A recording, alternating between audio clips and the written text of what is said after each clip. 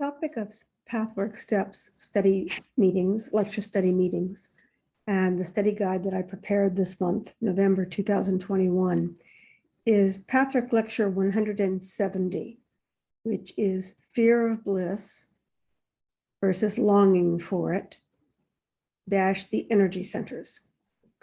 Now, sometimes that's abbreviated to Fear of Bliss or Fear of Bliss and Longing to It. But when a title is that long, it usually means there's a lot in the lecture. And when I began to develop the study guide, I found that for the third month in a row, I didn't feel that I was doing it justice in a 1 month format for subsections. In September, I worked with Pathwork Lecture 175 on consciousness. And I called it part 1, even though I didn't intend to do a part 2, because I wanted to leave the impression, I wanted to give the hint that this did not cover the lecture thoroughly and fully. Then in October, I worked with Pathwork Lecture 177, which is pleasure, the full pulsation of life. And again, I did not feel that I could cover the lectures, so I called it part 1 without scheduling a part 2. I work with a modified rule of 3 that when something happened, I knew something was wrong the second time. But when I hit the third one, I had a cascade of realizations. One is at this time, I needed to finish the part 2. That this lecture was so big that I couldn't even leave it at a part 1. Couldn't get through 3/4 of it, much less the whole lecture. And what put me over the edge was the energy centers. So the guide starts a discussion about, he doesn't use the word chakra, he uses energy centers. It's a topic that I've studied off and on for a long time. And when I tried to integrate the concept of bliss versus pleasure, the longing for it, the fear of it, and then throw in some minor topic like chakras, it was way too much. So I developed a second study guide, and I'm still working with it because there's so much in this lecture. So that's my advertisement for read the lecture, please. The sections I chose for part 1 are that real love is the key to bliss. And then I went to bliss is your birthright. And then that bliss is the natural state of being, which sound the same, but they're not. And then in the fourth, I worked on distinguishing bliss from pleasure, which confuses people. It's one of the reasons I did the lecture on pleasure first, because pleasure is actually easier to teach about than bliss. Bliss is harder. And the reason the energy centers were naturally in this lecture is the energy centers are the key to understanding bliss. So I'm going to start in reverse this time. I'm going to start with distinguishing bliss from pleasure, the 4th week, and a little bit on the energy centers, and then work backwards. So apparently, one of my skills is to simplify and make things clear. So I study a lot, and I do a lot of work understanding things, and then for my own personal benefit, I want to boil it down to what's the difference, what's the key here. And so I'm going to use a high-tech thing here. I'm going to use my fingers and try to remember to use the correct number of fingers. The traditional study of chakras focuses on 7. There are more. Different modalities emphasize that they're upper chakras. There are also different chakras in the hands and the feet and all over the body, like acupressure, acupuncture, following the acupressure meridians. But in terms of central line chakras, many modalities focus on 7. So the way to distinguish pleasure from bliss is that pleasure originates in the first three. Now, the term lower tends to connote a quality or a value associated to that. Lower simply meaning when you stand on your 2 feet, these are the first 3 chakras. They're the lower in your body. You could teach it this way as well, but this is how we normally see things, from our head to our feet, or our feet to our head, and we know up and down. So I'm going to keep it that way. So pleasure originates in the first 3, which are physical, emotional, and mental. They are our individual processing of our physical reality, our emotional reality, and our mental, intellectual reality. Then the 4th chakra is the heart. And what this lecture teaches is that the 4th chakra is the bridge from the lower 3 to the upper 3. Now, I included an extensive piece from some of Barbara Brennan's work, because she was a pathwork helper and a core energetics therapist, and she worked with much of the materials of pathwork, and she was brilliant in developing this aspect of the spiritual healing, chakras, and understanding of the human auric system. And so, out of respect for the amount of brilliance and genius that she gave to that, which I am not formally trained in, I'm not going there. I'm going to stick with the lecture.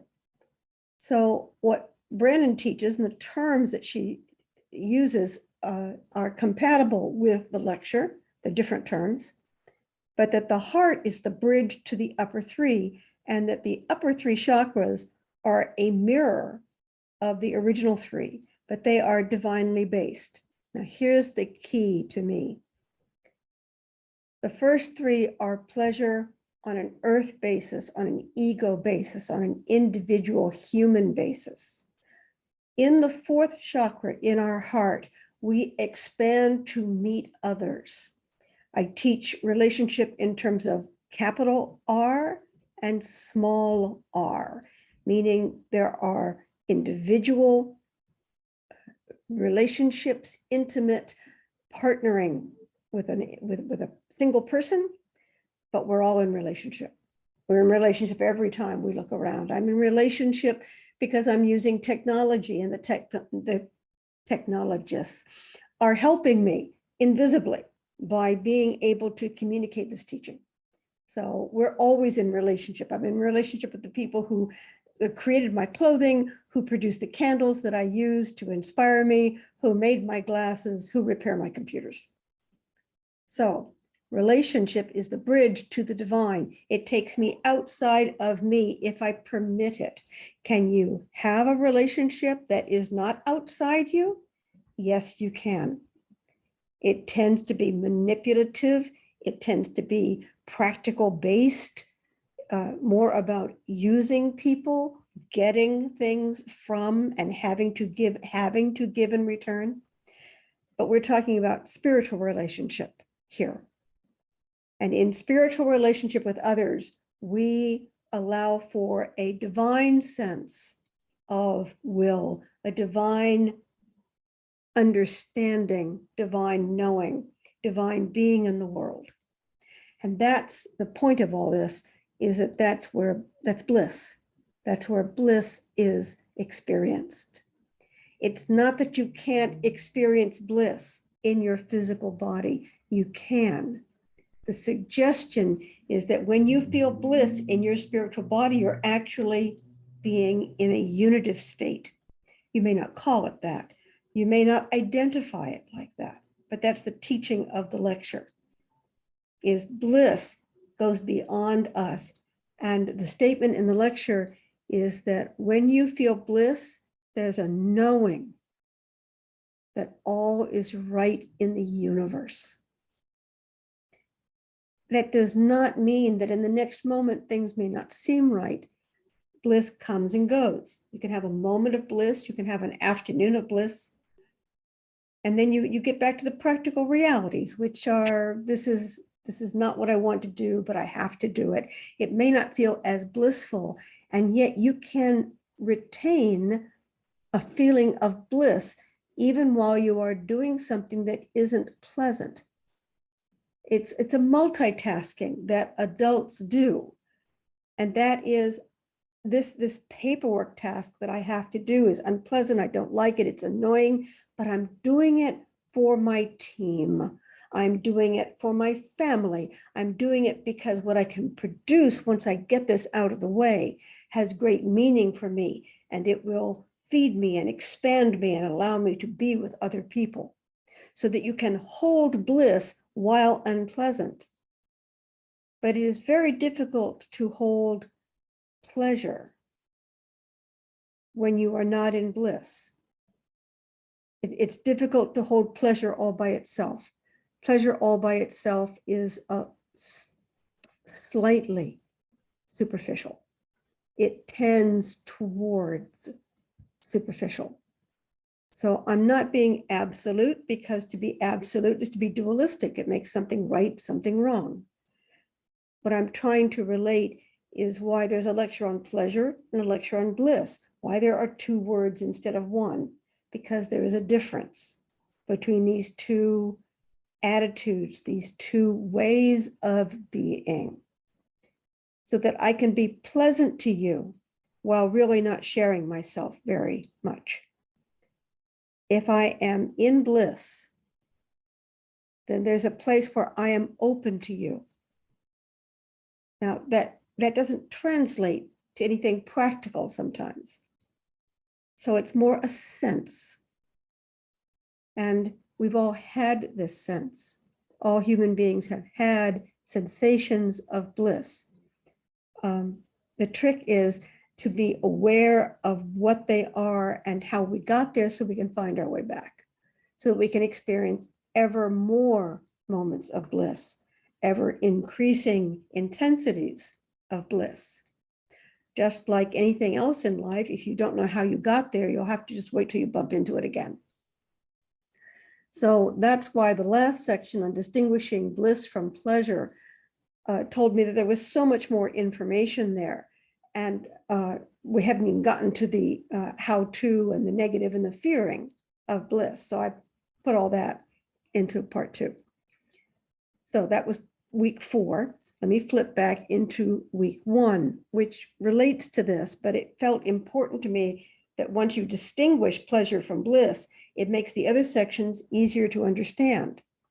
So which way you teach them first is, I didn't want to start off with chakras. So I started off with real love is the key to bliss. For the same reason, with the same energy, with the same meaning. Real love versus a plastic, non-fulfilling, ego-oriented version of love. It takes a while to really distinguish those two. Some of us don't have a lot of experience with profound spiritual love. We may not have been around people who opened themselves to that.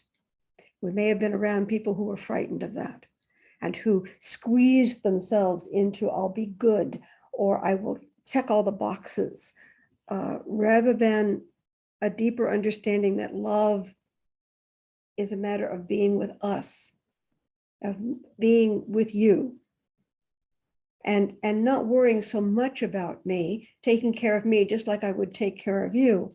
Because in the spiritual law of brotherhood, if I don't take care of myself, I'm breaking the law of brotherhood, because I am one of us.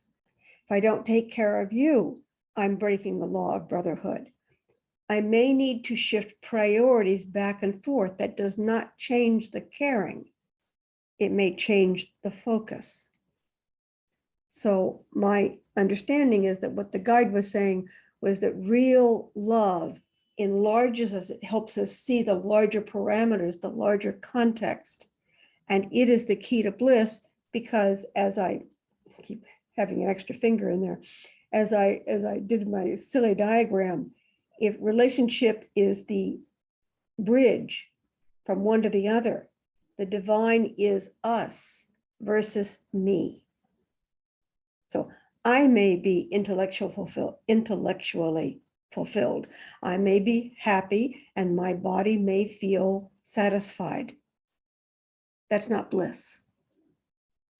Bliss is that I have taken care of myself and I understand there's more. I may be still looking for ways to address that, to meet other people, to operate in a way that includes people in my daily life. But I do need to take care of myself in order to do that. And on the counter, I don't have to be happy to meet other people where they have needs.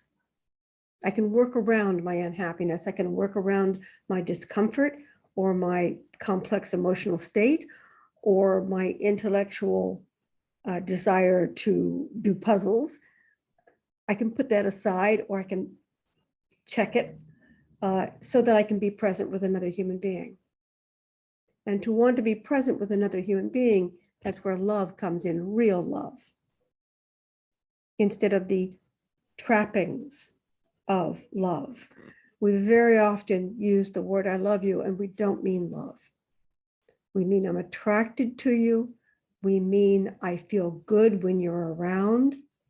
But notice, I feel good when you're around. So you're giving me something that I like. Is how love starts. But real love is realizing it is not an accident I feel good when you're around. There's a meeting there. And wanting to open to that meeting. So that real love is the key to bliss. The second week, we looked at bliss is your birthright. That's not always taught in many major religions. It's not taught that bliss is our birthright. The idea is to wake us up to the fact that if we're not feeling bliss, there's something wrong. We need to address something. It's as if there's something wrong in your body, that good health is our birthright and things interfere with it. And it's good to pay attention to those things and deal with whatever is disrupting us. But the goal is to come back to what everybody deserves and should have. Now, bliss being the natural state of being, I think really I use this to just extend the idea that bliss is not for saints and it's not for special occasions. It's your birthright and it's natural. So that if you hurt, that's something to address, figure it out. If you're not in bliss, something's missing from your life. Now, again, you don't have to be in the feeling of bliss to be in bliss. Think of it this way. If I'm in good health, I forget about it. And I remember when I hurt my little finger or my toe, and then I have to hobble, or I can't put my shoes on, or I feel disruption when I walk or run. That's when I realized, wow, that little finger or that little toe really had a purpose. It was working hard, and I never noticed until it was taken away or it began to complain. By bliss is your birthright and bliss is your natural state of being.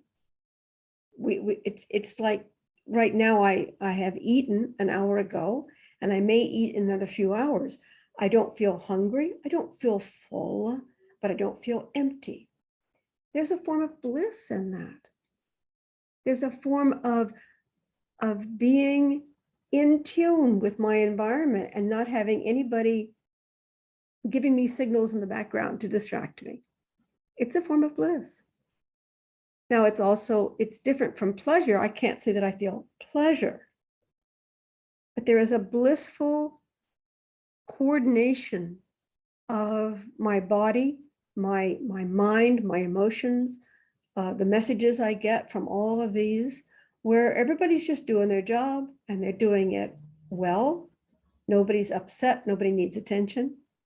And that is a natural state of bliss versus a sense of pleasure.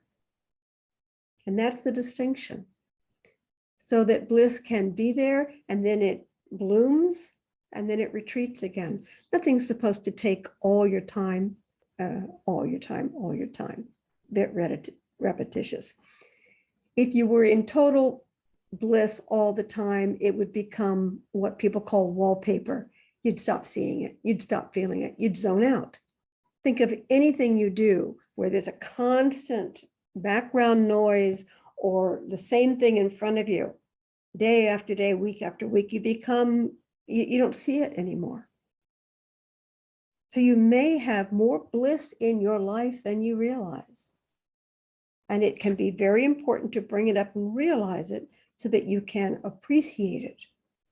And if there isn't bliss in your life, something is missing and activity may have to happen to bring bliss, to move superficial things that it's like things crowd your desk that don't matter, so that you think you're productive because you're busy. But busy is not productive. So pleasure is not bliss.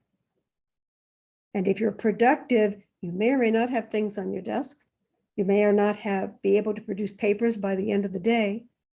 And there needs to be a certain amount of faith that there's a productivity that is happening sometimes in total silence or while doing something else. It's a little bit like sometimes you need the R&R, you need the vacation, the time off. You can come back refreshed. Without that refreshment, you come back harried and over-focused and weary, so that you can't actually do what you think you're trying to do. Bliss can be taking time off and then coming back to work with a little lightness in your step, a little more enthusiasm for what's going on. So that's the 4 subtopics that I came up with. Notice that there's nothing about how to deal with the fear of bliss, because that was a whole other topic, and I reserved that for the following month. But I did write up that study guide, and this time I will keep my promise. Rather than saying, this is part 1, part 2 will come along. This time part 2 will come. I also thought that because of the US holiday of Thanksgiving and the universal celebration in December, that it might be good to lighten up and just take one lecture in 2 bites, rather than try to teach it all at once. Many of the lectures that I read, in my personal experience, is you can do a whole weekend workshop on them. You can do a month's work on a single lecture very, very easily and not really run out of things to do. And then some of them are much richer than that and may need more deliberation and examination to appreciate. So again, this was about Pathrick Lecture 170, the fear of bliss, longing for it, and the energy centers. And my hope is that you'll take a look at the lectures. They're available on pathrick.org, and the study guides and videos and things like this are available on my website. And thanks for watching. Take care.